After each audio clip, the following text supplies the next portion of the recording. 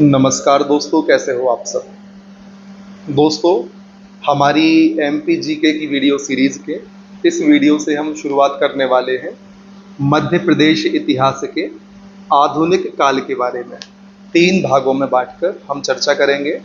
मध्य प्रदेश में मराठा उत्कर्ष, 1857 की क्रांति और भारतीय राष्ट्रीय आंदोलन।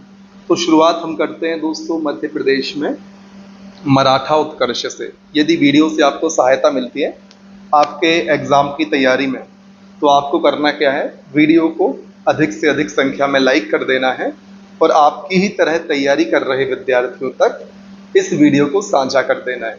तो चलिए शुरुआत करते हैं मध्य प्रदेश में मराठा उत्कर्ष से। दोस्तों, औरंगजेब के शासन के अंतिम वर्षों में जब मुगल साम्राज्य का हो रहा था विघटन, तो मराठा मालवा पर हमले कर रहे थे। ठीक, फरवरी 1723 में बाजीराव प्रथम ने दक्षिण का प्रवेश द्वार असीरगढ़ बुरहानपुर के मार्ग से मालवा में प्रवेश किया था। किसने? बाजीराव प्रथम ने। बाजीराव पेशवा ने दोस्तों उदाजी पवार, मल्हार राव होलकर तथा राणोजी सिंधिया के साथ 8 मई 1724 को नर्मदा नदी पार की थी। दिसंबर 1728 ईस्वी में दोस्तों मुगल सेनापति मोहम्मद खान बंगश ने बुंदेलखंड पर कर दिया था हमला। और दोस्तों बुंदेलखंड के महाराजा छत्रसाल ने बाजीराव पेशवा को एक पत्र लिखा और सहायता मांगी।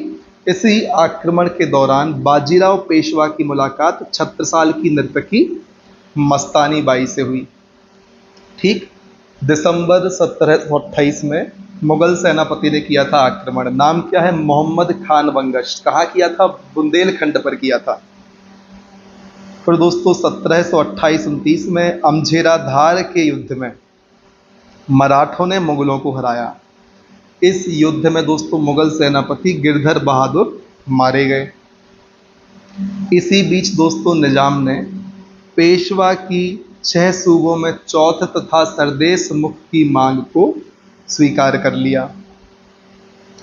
दोस्तों इससे संतुष्ट होकर, जो मांग स्वीकार की गई उससे संतुष्ट होकर पेशवा उदाजी पवार को धार, मल्हार राव को इंदौर तथा राणोजी सिंधिया को उज्जैन में अपने नायब के रूप में छोड़कर दक्षिण लौट गया। पर दोस्तों 29 जुलाई 1732 को पेशवा द्वारा एक विधि सम्मत दस्तावेज द्वारा मालवा के जिलों को सिंधिया, होलकर तथा 3 पवार सरदारों के बीच बांट दिया गया। इस स्थिति में मालवा में मराठा राज्य की नींव पड़ी। ठीक दोस्तों, होलकर इंदौर के, सिंधिया ग्वालियर, आनंदराव पवार धार तथा 2 पवार बंधु तुकोजी देवास सीनियर और जीवाजी देवास जूनियर इस बंटवारे के अनुसार शासक थे। इतना आपको क्लियर होगा। ऐसा किसने किया, अब ये बात भी आप समझ गए होंगे। दोस्तों ध्यान रखना है, एक मस्तानी महल छतरपुर के धुबेला गांव में है और दूसरा मस्तानी महल पुणे में स्थित है। तो आपको इन दोनों को ध्यान रखना है कि एक मस्तानी महल छतरपुर के धुबेला में और दूसरा पुणे में स्थित है। दोस्तों बात करते हैं मराठाओं की शाखाओं की। तो अभी हमने देख ही लिया है होलकर, सिंधिया, पवार, तुकोजी वंश और जीवाजी वंश। ठीक, यहाँ पर हम मैप में भी देख सकते हैं। सिंधिया वंश दोस्तों क्षेत्र ग्वालियर है, संस्थापक राणोजी सिंधिया। तुकोजी वंश दोस्तों देवास बड़ी पंथी। पवार वंश दोस्तों धार में है और होलकर वंश इंदौर में है। जीवाजी वंश की बात करें तो देवास छोटी पंथी। जीवाजी वंश दोस्तों देवास छोटी पंथी, संस्थापक जीवाजी। तुकोजी वंश देवास बड़ी पंथी, होलकर वंश इंदौर, पवार वंश धार और सिंधिया वंश ग्वालियर। हमने देख लिया। अब बात करते हैं दोस्तों इंदौर के होलकर वंश की। 3 भागों में बांटकर चर्चा की जानी है। पृष्ठभूमि, राजधानी और प्रमुख शासक। हमेशा की तरह पृष्ठभूमि से चर्चा करते हैं। 1730 में दोस्तों बाजीराव पेशवा ने दिल्ली पर धावा बोला था। बाजीराव ने अपनी सेना को 2 टुकड़ियों में विभाजित किया था, जिसमें से एक का नेतृत्व मल्हार राव होलकर ने सफलतापूर्वक किया, जिससे खुश होकर पेशवा ने 9 परगना मल्हार राव होलकर को प्रदान किए। दोस्तों 1732 की बात है। 1732 में बाजीराव पेशवा ने औपचारिक दस्तावेज के द्वारा होलकर, सिंधिया, पवार, तुकोजीराव, जीवाजीराव के मध्य परगनों का विभाजन कर दिया, जिसकी चर्चा हम कर चुके हैं। अब चलिए बात कर लेते हैं दोस्तों होलकर वंश की राजधानी की। तो प्रारंभिक राजधानी थी इंदौर, अहिल्याबाई के समय महेश्वर हो गई थी, यशवंतराव के समय भानपुर हो गई थी। तो शुरुआती इंदौर थी, अहिल्याबाई महेश्वर और यशवंतराव होलकर भानपुर। 1818 के बाद स्थायी रूप से राजधानी क्या बनी? इंदौर बनी। इस डेट को आप ध्यान रख सकते हैं। अब बात करते हैं प्रमुख शासक और उनके कार्यों की। किस वंश के? होलकर वंश के। तो सबसे पहले मल्हार राव होलकर दोस्तों संस्थापक थे होलकर वंश के। मल्हार राव होलकर, जन्म हुआ था पुणे के पास होल गांव में। दोस्तों मल्हार राव होलकर ने 1747 में इंदौर में कराया था राजवाड़ा का निर्माण। ध्यान रखना दोस्तों, आजादी के 200 साल पहले राजवाड़ा का निर्माण इंदौर शहर में हो गया था मल्हार राव होलकर के द्वारा। दोस्तों पानीपत के तीसरे युद्ध में मल्हार राव होलकर ने भाग लिया, किंतु मराठा सेनापति सदाशिव राय से मतभेद होने के कारण युद्ध से अलग हो गए थे। ठीक। अहिल्याबाई होलकर की बात करें तो दोस्तों अहिल्याबाई को धार्मिक और दार्शनिक प्रवृत्ति के कारण दार्शनिक रानी भी कहा जाता है। तो ये नाम आप जरूर याद रख लें। जन्म हुआ था जामखेड़ा अहमदनगर महाराष्ट्र में। और दोस्तों मल्हार राव की पुत्र वधू व खांडेराव होलकर की पत्नी थी अहिल्याबाई होलकर। महेश्वर को राजधानी बनाया था। विशेष तथ्य की बात करें तो इंदौर में प्रतिवर्ष मनाया जाता है अहिल्या उत्सव। इनका संग्रहालय और समाधि महेश्वर में स्थित है, अहिल्याबाई संग्रहालय। और अहिल्याबाई की समाधि कहाँ है दोस्तों? महेश्वर में स्थित है। दोस्तों अहिल्याबाई का शासनकाल होलकर वंश का स्वर्णकाल कहा जाता है। ठीक। अब प्रमुख शासकों की बात कर लें तो संस्थापक के रूप में तो हमने जान ही लिया मल्हार राव होलकर। फिर 1732 से 66 तक रहे दोस्तों, इनका जरूर आप ध्यान रख लेना। 1732 से 66 जो कार्यकाल था। फिर मालेराव होलकर 66 से 67। अहिल्याबाई होलकर का भी ध्यान रखें दोस्तों 1767 से 95 तक। तुकोजीराव होलकर फर्स्ट 95 से 97। काशीराव होलकर 97 से 99। यशवंतराव होलकर 1799 से 1811। फिर मल्हार राव होलकर 1811 से 33। मार्तंड राव होलकर 1833 से 1834। दोस्तों यहाँ पर मल्हार राव होलकर द्वितीय की हमने बात की है। जो संस्थापक है उनका तो 32 से 66, 1732 से 1766 34 वर्ष का आपको देखने को मिलेगा कार्यकाल। मल्हार राव होलकर द्वितीय का 1811 से 33 तक आपको देखने को मिलेगा। फिर मार्तंड राव होलकर 1833 से 34। हरिराव होलकर 34 से 43, 1834 से 43। फिर खांडेराव होलकर तृतीय 1843 से 44। फिर तुकोजीराव सेकेंड 1844 से 86। शिवाजीराव होलकर 1886 से 1903। फिर तुकोजीराव होलकर तृतीय 1903 से 1926। और यशवंतराव होलकर का आप ध्यान रखें 1926 से 1948। यशवंतराव होलकर द्वितीय। और दोस्तों यशवंतराव होलकर प्रथम के परिप्रेक्ष्य में आपको क्या ध्यान रखना है कि यशवंतराव होलकर प्रथम के समय राजधानी कर दी थी भानपुरा। इतना भी आपको ध्यान रखना है। बात करते हैं अहिल्याबाई के प्रमुख योगदान की। कपड़ा उद्योग को संरक्षण दिया, महेश्वर घाट और बनारस में मणिकर्णिका घाट का निर्माण करवाया, मालवा में सड़क निर्माण, कुएं पेड़ धर्मशाला का निर्माण, तीर्थ स्थल मरम्मत, अयोध्या, बद्रीनाथ, हरिद्वार, द्वारिका एवं महाकालेश्वर शामिल है इसमें। दोस्तों अहिल्याबाई के प्रमुख दरबारी कुशाली राम, शाहिर, अनंत फंदी, मोरोपंत थे। दोस्तों आम जन की समस्या सुनने सार्वजनिक सभा का आयोजन करती थी अहिल्याबाई। महेश्वर को संगीत, साहित्य और उद्योग केंद्र के रूप में स्थापित किया। मुद्राओं में शिवलिंग, नंदी और बेलपत्र का चित्रांकन किया। अब बात करते हैं तुकोजीराव प्रथम की। दोस्तों अहिल्याबाई की मृत्यु के बाद तुकोजीराव ने होलकर शासन की बागडोर संभाली। तुकोजीराव होलकर ने राजधानी को महेश्वर से इंदौर स्थानांतरित किया। इन्होंने यूरोपियन पद्धति पर सेना का पुनर्गठन किया। इतना आप ध्यान रख सकते हैं। किसने यूरोपियन पद्धति पर सेना का पुनर्गठन किया? तो तुकोजीराव होलकर प्रथम ने किया। फिर दोस्तों बात करते हैं यशवंतराव होलकर की। दोस्तों यशवंतराव होलकर को इतिहासकार NS इनामदार ने मध्य भारत का नेपोलियन कहा है। दोस्तों ध्यान रखना है, मध्य भारत का नेपोलियन यशवंतराव होलकर को कहा जाता है। ठीक है दोस्तों, मुगल सम्राट शाह आलम द्वितीय ने यशवंतराव होलकर को राज राजेश्वर बहादुर की उपाधि दी। दोस्तों इन्होंने 1803 से 5 में द्वितीय आंग्ल मराठा युद्ध में भाग लिया। इंदौर से दोस्तों भानपुरा राजधानी परिवर्तन किया और भानपुरा में तोपखाना भी स्थापित किया। किसने? यशवंतराव होलकर ने। 1805 में राजपुर घाट की संधि जो कि बड़वानी जिले में हुई थी, यशवंतराव होलकर और लॉर्ड वेलेजली के मध्य हुई, जिसके तहत होलकर को चंबल का उत्तरी भाग छोड़ना पड़ गया।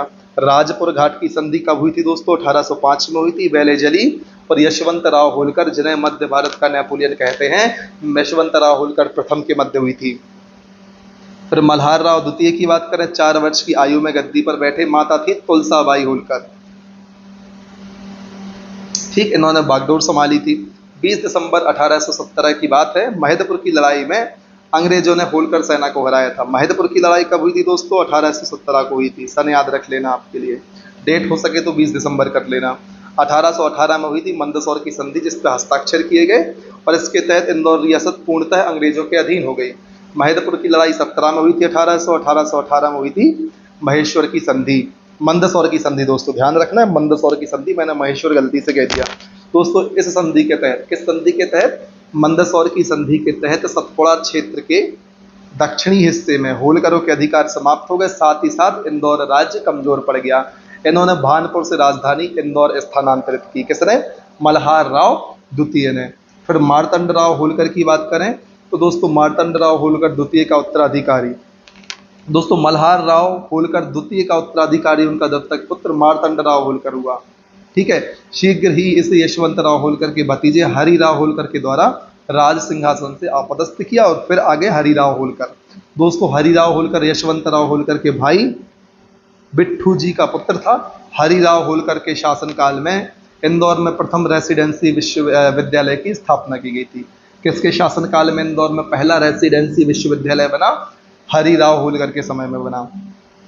फिर बात करते हैं खांडेराव होलकर तृतीय की। हरिराव होलकर की मृत्यु के पश्चात उनका दत्तक पुत्र खांडेराव होलकर तृतीय उत्तराधिकारी हुआ, किंतु शासन के 1 वर्ष के भीतर ही इनकी मृत्यु हो गई। फिर दोस्तों तुकोजी राव होलकर द्वितीय, इन्हें दोस्तों जसवंत राव होलकर के नाम से भी जाना जाता है। इन्हें राज सिंहासन अंग्रेजों के समर्थन से प्राप्त हुआ था, इसलिए 1857 की क्रांति में इन्होंने अंग्रेजों का समर्थन किया। तुकोजी राव होलकर द्वितीय की बात चल रही है। तुकोजी राव होलकर प्रथम ने तो दोस्तों यूरोपियन पद्धति से क्या किया था? सेना का आधुनिकीकरण किया था, राजधानी इंदौर स्थानांतरित की थी महेश्वर से। लेकिन तुकोजी राव द्वितीय अंग्रेजों की सहायता से सिंहासन पर बैठे थे, तो 1857 की क्रांति में अंग्रेजों का समर्थन कर दिया। इसके समय दोस्तों Indore Khandwa railway line, state कपड़ा उद्योग और Canadian girls high school Indore की स्थापना की गई। इतना आप ध्यान रख सकते हैं। फिर शिवाजी राव होलकर दोस्तों इंदौर के लालबाग पैलेस, शिव विलास पैलेस और सुख विलास पैलेस, कौन कौन से दोस्तों? लालबाग पैलेस, शिव विलास पैलेस और सुख विलास पैलेस का निर्माण शिवाजी राव होलकर ने कराया। होलकर कॉलेज की स्थापना कराई और खरगोन के बड़बाहे में दोस्तों दरिया महल का निर्माण कराया। तो दरिया महल कहाँ है? खरगोन के बड़बाहे में स्थित है। शिवाजी राव द्वारा इसका निर्माण कराया। होलकर कॉलेज शिवाजी राव, लालबाग पैलेस, शिव विलास पैलेस और सुख विलास पैलेस का निर्माण इंदौर में शिवाजी राव होलकर के द्वारा ही कराया। दरिया महल ध्यान रखना है, खरगोन के बड़बाहे में निर्मित करवाया शिवाजी राव होलकर ने। फिर तुकोजी राव होलकर तृतीय दोस्तों 1914 में हुकुमचंद कपड़ा मिल का निर्माण कराया। वर्तमान में यह बंद पड़ी है। न्याय के लिए इसने त्रिस्तरीय न्यायालय, ग्राम, जिला और अधीनस्थ न्यायालय की स्थापना की। किसने की भाई? तुकोजी राव होलकर तृतीय ने त्रिस्तरीय न्यायालय व्यवस्था की शुरुआत की थी न्याय के लिए। दोस्तों खाद्य पदार्थों की कीमत पर नियंत्रण के लिए निर्यात पर प्रतिबंध लगाया।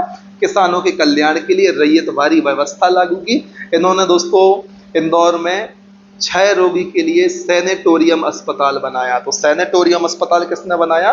तुकोजी राव होलकर तृतीय ने बनवाया।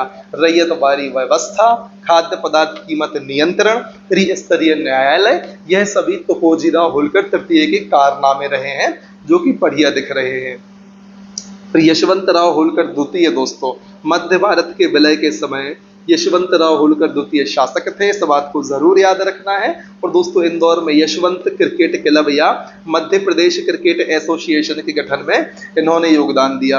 इंदौर में मणिक बाग महल, यशवंत सागर झील और महाराजा यशवंतराव हॉस्पिटल, जिसे एम.बाई कहते हैं, इसका निर्माण कराया। तो यशवंत सागर झील और महाराजा यशवंतराव हॉस्पिटल तो आप समझ जाएंगे। बस मणिक बाग पैलेस ध्यान रखें, यशवंतराव होलकर द्वितीय ने कराया। ठीक है दोस्तों। फिर इंदौर में क्षत्रिय धनगर सेवा संघ की स्थापना की। तो ये तो हो गई चर्चाएं इनके महत्वपूर्ण शासकों के बारे में। अब बारी आती है होलकर वंश के स्थापत्य में क्या योगदान है। तो राजवाड़ा दोस्तों मल्हार राव होलकर ने इंदौर में कराया। अहिल्या घाट महेश्वर में अहिल्याबाई, मणिकर्णिका घाट वाराणसी में अहिल्याबाई ने, लालबाग पैलेस शिवाजी होलकर इंदौर, नररत्न मंदिर तुकोजीराव तृतीय ने बनवाया था इंदौर में, मणिक बाग पैलेस इंदौर में यशवंतराव होलकर सेकंड ने बनवाया था, अभी हमने देखा है। तो यहाँ कंफ्यूजन कहाँ होगा हमें, मणिकर्णिका घाट अहिल्याबाई के द्वारा वाराणसी में बनवाया गया और मणिक बाग पैलेस यशवंतराव होलकर द्वितीय के द्वारा इंदौर में बनवाया गया। तो इन चीजों में आपको बिल्कुल भी नहीं होना है कंफ्यूज और मजे से सारी चीजों को करना है एंजॉय पढ़ते हुए। तो ये तो कर ली हमने इंदौर के होलकर वंश की चर्चा। अब बारी आती है ग्वालियर के सिंधिया वंश की। उन्हीं 3 बेंचमार्कों पर हम चर्चा करेंगे दोस्तों। पृष्ठभूमि की बात करेंगे, राजधानी की बात करेंगे, प्रमुख शासकों की बात करेंगे। तो चलिए पृष्ठभूमि से हम शुरुआत कर देते हैं। दोस्तों सिंधिया मूल रूप से मराठा थे, जिस बात को हम जान चुके हैं, जो महाराष्ट्र के जतारा, दोस्तों सतारा जिले के कान्हेर खेड़ गांव के निवासी थे। जतारा नहीं दोस्तों, सतारा। जतारा तो टीकमगढ़ की तहसील है मध्य प्रदेश की, लेकिन वहां के थोड़ी न थे सिंधिया। सिंधिया मराठा थे, महाराष्ट्र के सतारा जिले के कन्हेर खेड़ गांव के निवासी थे। दोस्तों बाजीराव प्रथम ने अमझेरा के युद्ध के बाद 1730-31 में मध्य प्रदेश के कुछ भागों को होलकर, पवार और सिंधिया में विभाजित किया था, जिसकी चर्चा हम कर चुके हैं। दोस्तों रानोजी शिंदे सिंधिया को मालवा का सूबेदार नियुक्त किया गया। बाद में इन्हें उज्जैन, शुजालपुर और शाजापुर आदि क्षेत्र प्राप्त हुए। इतनी बात याद रखनी है। राजधानी की बात करें तो प्रारंभिक उज्जैन थी, स्थायी राजधानी ग्वालियर लश्कर रही। उज्जैन कब से कब तक थी तो 1731 से 1810 तक रही और फिर 1810 से लेके आजादी के समय तक 1948 तक, जब तक विलय नहीं हुआ, ग्वालियर लश्कर क्षेत्र राजधानी बन गई। प्रमुख शासकों की बात करें तो राणोजी सिंधिया 1726 से 45 तक रहे, जयप्पा राव सिंधिया 45 से 55 तक रहे, दत्ताजी सिंधिया 1755 से 60 तक रहे, जनकोजी सिंधिया प्रथम 1760 से 61 तक रहे, महादजी सिंधिया 1761 से 94 तक रहे, दौलत राव सिंधिया दोस्तों 1794 से 1827 तक रहे, जनकोजी राव सिंधिया 1827 से 43 तक, जयाजी राव सिंधिया 1843 से 86 तक। 57 की क्रांति के समय यही थे। माधव राव सिंधिया प्रथम 1886 से 1925 तक और जीवाजी राव सिंधिया 1925 से 61 तक। आजादी के समय जीवाजी राव सिंधिया थे। अब चर्चा कर लेते हैं एक एक करके महत्वपूर्ण शासकों की। शुरुआत करेंगे राणोजी सिंधिया से। ठीक दोस्तों, राणोजी सिंधिया जिनकी चर्चा हमने की है, इनका कार्यकाल आपको ध्यान रखना है 1726 से 1745 तक। ठीक दोस्तों, सिंधिया वंश के संस्थापक राणोजी सिंधिया 1726 से 45 तक कार्यकाल हम देख चुके हैं, इसको आप ध्यान रख सकते हैं। दोस्तों जन्म हुआ था सतारा महाराष्ट्र के कन्हेखेड़ गांव में। अपनी प्रारंभिक राजधानी बनाया था उज्जैन को, इन्होंने राजधानी बनाया था उज्जैन को। प्रारंभिक क्या होता है, उज्जैन में सिंहस्थ मेले का पुनः आयोजन इनके द्वारा अर्थात राणोजी सिंधिया के द्वारा करवाया गया था। फिर जयप्पा राव सिंधिया या जयाजी राजे सिंधिया की बात करें 1745 से 55, तो राणोजी सिंधिया का उत्तराधिकारी उनका बड़ा पुत्र जयप्पा राव सिंधिया बना। इसके बाद ही सिंधिया परिवार में वंशानुगत नियुक्ति की परंपरा प्रारंभ हो गई थी। फिर दोस्तों दत्ताजी सिंधिया की बात करें 1755 से 60, जयप्पा राव सिंधिया की मृत्यु के बाद उनके पुत्र जनकोजी अल्पायु के थे, इस कारण उनके भाई दत्ताजी सिंधिया ने राजगद्दी का संचालन किया। 1760 में गंगा नदी के किनारे शुक्रताल के युद्ध में अफगानों से दत्ताजी सिंधिया की पराजय हुई और वीरगति को प्राप्त हुए। तो शुक्रताल युद्ध कब हुआ था, 1760 में हुआ था, अफगान और दत्ताजी सिंधिया के मध्य, जिसमें इनकी पराजय हुई थी, वीरगति को प्राप्त हुए थे। गंगा नदी के किनारे की बात है, 1760 की बात, शुक्रताल युद्ध। फिर जनकोजी राव सिंधिया प्रथम 1760 से 61। दोस्तों दत्ताजी की मृत्यु के बाद जयप्पा राजे सिंधिया का बेटा जनकोजी सिंधिया प्रथम राजगद्दी पर बैठा। इसने ही पानीपत के तृतीय युद्ध में पेशवा की ओर से भाग लिया था, जिसमें इसकी मृत्यु हो गई थी। जनकोजी राव सिंधिया प्रथम, ध्यान रखना है, पानीपत के तृतीय युद्ध में इनकी हुई थी मृत्यु। 1761 आप देख सकते हैं, इसी समय हुआ था पानीपत का तृतीय युद्ध। फिर महादजी सिंधिया की बात करें तो 1761 से 94, जनकोजी सिंधिया की मृत्यु के बाद राणोजी सिंधिया का चौथा बेटा महादजी सिंधिया शासक बना। महादजी सिंधिया को दोस्तों सिंधिया वंश का वास्तविक संस्थापक माना जाता है। संस्थापक थे राणोजी सिंधिया, लेकिन वास्तविक संस्थापक कौन है? महादजी सिंधिया हैं।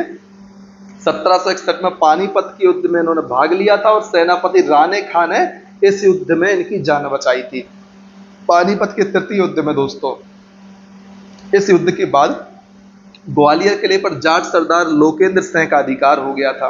1765 की बात है, शाह आलम द्वितीय की मदद से महादजी सिंधिया को पुनः ग्वालियर पर अधिकार प्राप्त हुआ।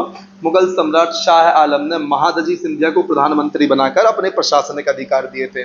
दोस्तों इन्होंने, किसने? महादजी सिंधिया ने प्रथम आंग्ल मराठा युद्ध 1775 से 82 के मध्य इसमें भाग लिया था। 1782 में हुई थी सालबाई की संधि, जिसके तहत महादजी सिंधिया को ग्वालियर के अलावा सभी क्षेत्रों को अंग्रेजों को लौटाना पड़ा था। बहुत बुरी बात है दोस्तों, हमारे क्षेत्र हमको लौटाने पड़ रहे हैं।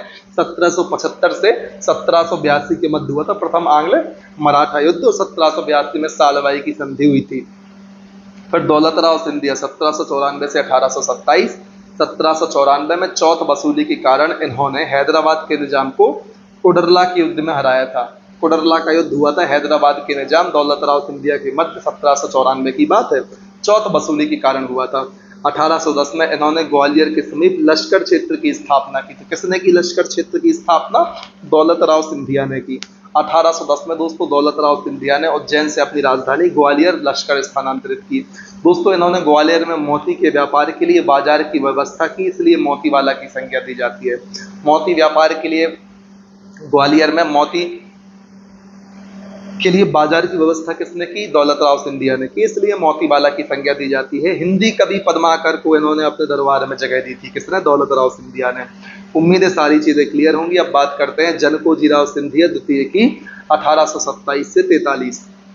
दोस्तों दौलतराव सिंधिया के दत्तक पुत्र थे, जिनका पालन पोषण दौलतराव सिंधिया की पत्नी बायजाबाई ने किया था। दोस्तों बायजाबाई ने इनके समय ग्वालियर में बैजा ताल का निर्माण कराया। वर्तमान में इसे तैरता हुआ रंगमंच कहा जाता है। दोस्तों जनकोजीराव का वास्तविक नाम था मुकुटराव। 1832 में governor general Lord William Bentinck Gwalior आए और उन्होंने जनकोजीराव सिंधिया द्वितीय को ग्वालियर रियासत की सत्ता सौंप दी और बायजाबाई को शाहजहांपुर भेज दिया। दोस्तों 1857 की क्रांति में बायजाबाई ने अंग्रेजों के विरुद्ध भाग लिया था। उज्जैन के गोपाल मंदिर का निर्माण भी बायजाबाई ने करवाया था। तैरते हुए रंगमंच बैजा ताल का निर्माण भी दोस्तों ध्यान रख लेना है आपको। फिर जयाजीराव सिंधिया 1843 से 1886 की बात करते हैं। इन्होंने 1857 की क्रांति में अंग्रेजों का साथ दिया था, जो कि एक गलत बात थी। 1857 की क्रांति के समय ही रानी लक्ष्मीबाई ने ग्वालियर पर आक्रमण किया, जिससे जयाजीराव सिंधिया ग्वालियर छोड़कर आगरा चले गए। ठीक, जयाजीराव सिंधिया ने ग्वालियर में जयविलास महल, मोती महल का निर्माण कराया। जयविलास महल के वास्तुकार माइकल फ्रोज इटालियन शैली याद रखना है। 1858 में दोस्तों झांसी की रानी की मृत्यु के बाद अंग्रेजों ने जयाजीराव को पुनः ग्वालियर किला लौटा दिया। 1858 की बात थी। जयाजीराव सिंधिया, इनका नाम जरूर याद रखना है आपके लिए। जयविलास महल, मोती महल का निर्माण कराया था इन्होंने। फिर माधवराव सिंधिया प्रथम 1886 से 1925 की बात करें तो माधवराव सिंधिया प्रथम को आधुनिक ग्वालियर राज्य का निर्माता कहते हैं। ये फैक्ट जरूर याद रख लें, आधुनिक ग्वालियर राज्य का निर्माता माधवराव सिंधिया प्रथम को कहते हैं। माधवराव के समय 1905 में भाप से बिजली उत्पन्न की गई। 1905 में ग्वालियर रियासत के लिए अलग से सिंचाई विभाग की स्थापना की गई। इन्होंने जल आपूर्ति और सिंचाई के लिए ग्वालियर के समीप तिघरा, हरसी और काकेटू बांध का निर्माण कराया। तिघरा, हरसी और काकेटू बांध किसने बनाया? माधवराव सिंधिया ने। 1911 में जॉर्ज पंचम के स्वागत के लिए शिवपुरी में जॉर्ज कैसल भवन का निर्माण करवाया। किसने? माधवराव प्रथम ने करवाया, तो ये जॉर्ज कैसल महल का निर्माण। इन्होंने प्रशासन में गतिशीलता के लिए 9 विभागों की स्थापना की, जिससे ग्वालियर महाराज की सरकार कहा जाता है। इन्होंने ग्वालियर में व्यापारिक मेले की शुरुआत की। 1925 में माधवराव सिंधिया प्रथम की मृत्यु पेरिस में हो गई थी। इतना आपको ध्यान रखना है, ठीक है। मोतीवाला की संज्ञा दौलतराव सिंधिया को दी गई है। ठीक है, माधवराव सिंधिया ने व्यापारिक मेले की शुरुआत की थी। माधवराव सिंधिया प्रथम की बात कर रहे हैं दोस्तों। फिर जीवाजीराव सिंधिया 1925 से 1961। माधवराव प्रथम की मृत्यु के बाद जीवाजीराव 9 वर्ष की अवयस्क आयु में शासक बने। जीवाजीराव के वयस्क होने तक ग्वालियर रियासत का प्रशासन चलाने के लिए माता चिंकुराजे सिंधिया काउंसिल ऑफ रेजिडेंट का गठन किया गया। 1936 में दोस्तों जीवाजीराव सिंधिया को वयस्क होने पर उन्हें प्रशासन के पूरे अधिकार सौंपकर महाराजा की उपाधि प्रदान की गई। और दोस्तों जीवाजीराव सिंधिया विक्रम और बनारस विश्वविद्यालय के कुलपति चुने गए। 23 जनवरी 1948 को जीवाजीराव सिंधिया के समय ग्वालियर रियासत का विलय मध्य भारत में कर दिया गया। 23 जनवरी 1948 की बात की जा रही है, इस डेट को आपको नहीं भूलना है। ठीक है दोस्तों, मध्य भारत राज्य के पहले प्रमुख के रूप में जीवाजीराव सिंधिया 1956 तक राज्य प्रमुख रहे और 1961 में मुंबई में जीवाजीराव की मृत्यु मधुमेह रोग के कारण हो गई थी।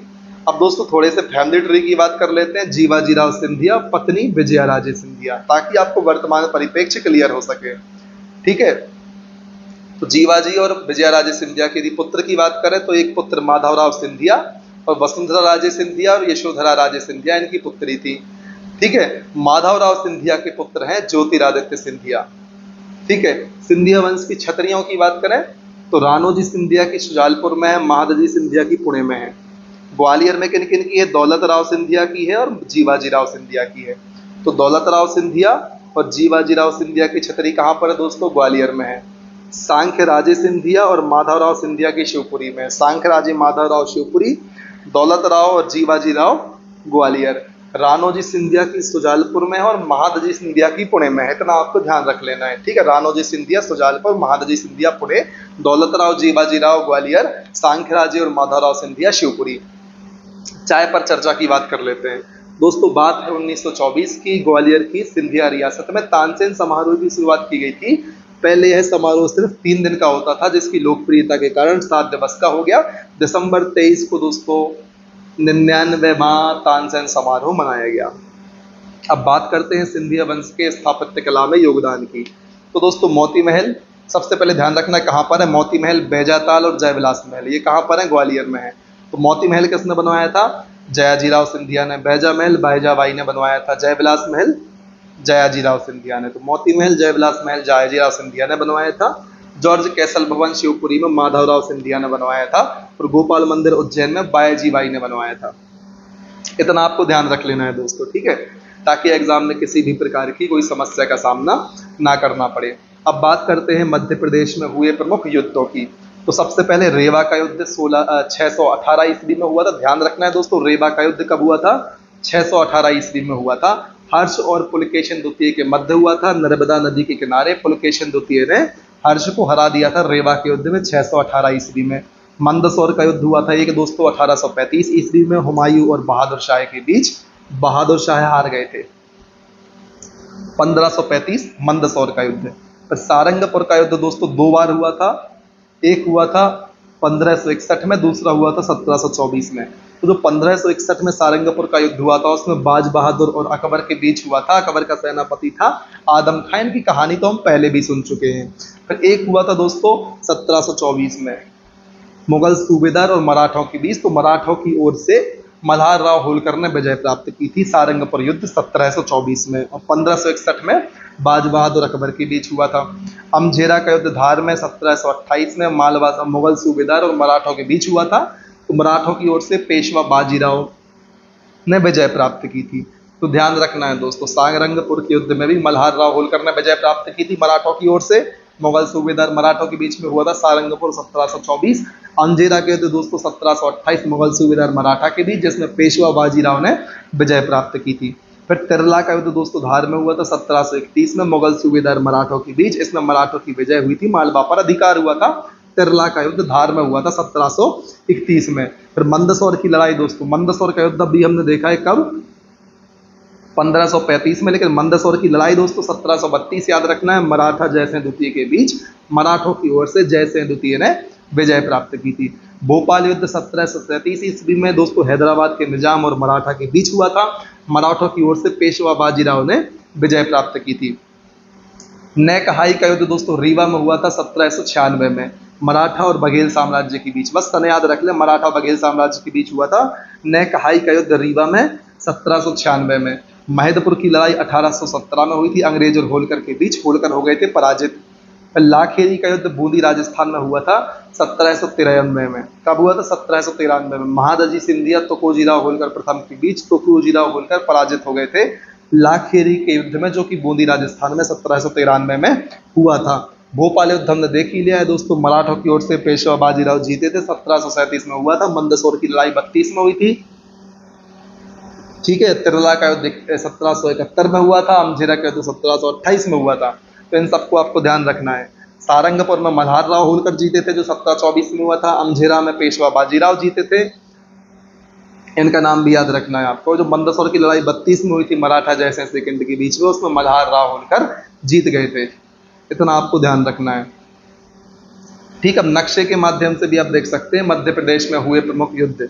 मंदसौर का युद्ध 1732 में हुमायूं बहादुर शाह के बीच, ठीक है। यहां पर दोस्तों मिस्टेक से मिसप्रिंट हो गया है। 1732 का जो मंदसौर का युद्ध हुआ था हुमायूं बहादुर शाह के बीच नहीं हुआ था, मराठा और जयसिंह द्वितीय के बीच हुआ था। और एक मंदसौर का युद्ध हुआ था जो 1535 वाला था, वो हुमायूं और बहादुर शाह के बीच हुआ था। तो मतलब यहां पर आप दोनों को याद रखें, एक होता है 1535 में मंदसौर का युद्ध हुमायूं और बहादुर शाह के बीच, और एक होता है 1732 में मंदसौर की लड़ाई मराठा और जयसिंह सेकंड के मध्य। तो इतना आपको ध्यान रखना है। पर दोस्तों सारंगपुर का युद्ध एक हुआ था 1724 में, एक हुआ था 1561 में। 1724 में मुगल सूबेदार और मराठों के मध्य, और 1561 में अकबर और बाज बहादुर के मध्य। नेक हाई का युद्ध दोस्तों 1796 में मराठा और बघेल साम्राज्य के बीच हुआ था, नेक हाई का युद्ध। पर दोस्तों भोपाल का युद्ध 1737 में मराठा और निजाम के बीच। रेवा का युद्ध हुआ था 618 में हर्ष और पुलकेशन द्वितीय के बीच। अमझेरा का युद्ध हुआ था 1728 में मुगल सूबेदार और मराठा के मध्य। तो मैप के माध्यम से भी आप इन युद्धों को याद रख सकते हैं, ठीक। पर दोस्तों हम बात करेंगे अपने अगले वीडियो में भोपाल रियासत के बारे में। तब तक के लिए बने रहना है हमारे साथ, आपको लगातार मेहनत करना है, मजे करते रहना है। जय हिंद, वंदे मातरम।